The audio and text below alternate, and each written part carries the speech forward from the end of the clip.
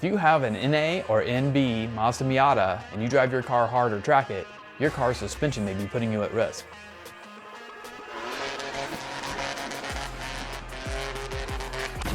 Today, I'm going to show you what to do about it.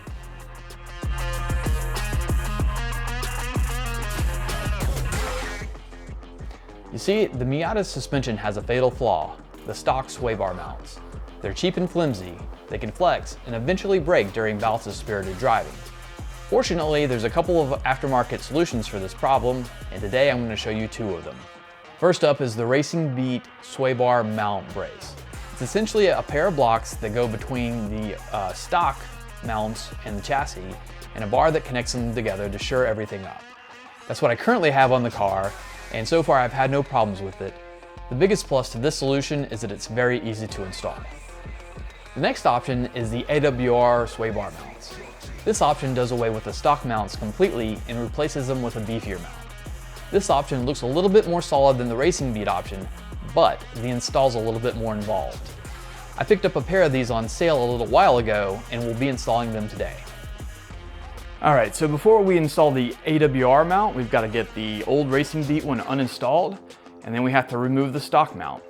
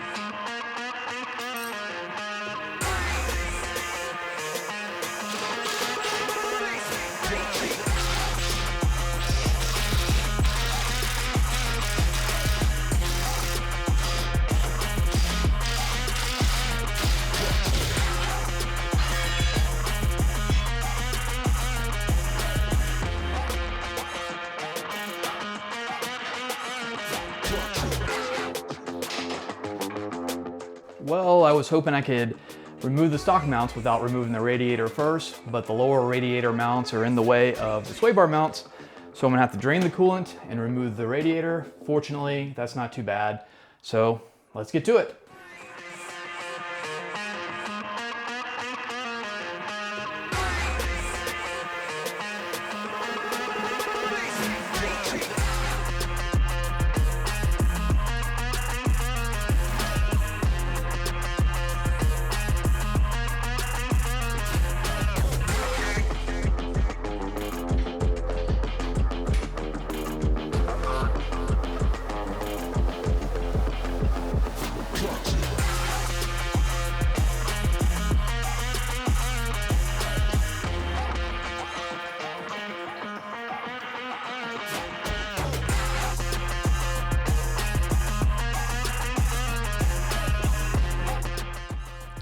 So the stock sway bar mounts are held on with 2 bolts on either side of the chassis rail and a spot weld. We'll drill out the spot weld with a special spot weld removal bit. See if you can see here. This is what they look like. You can get a box full of them on Amazon for like 10 bucks.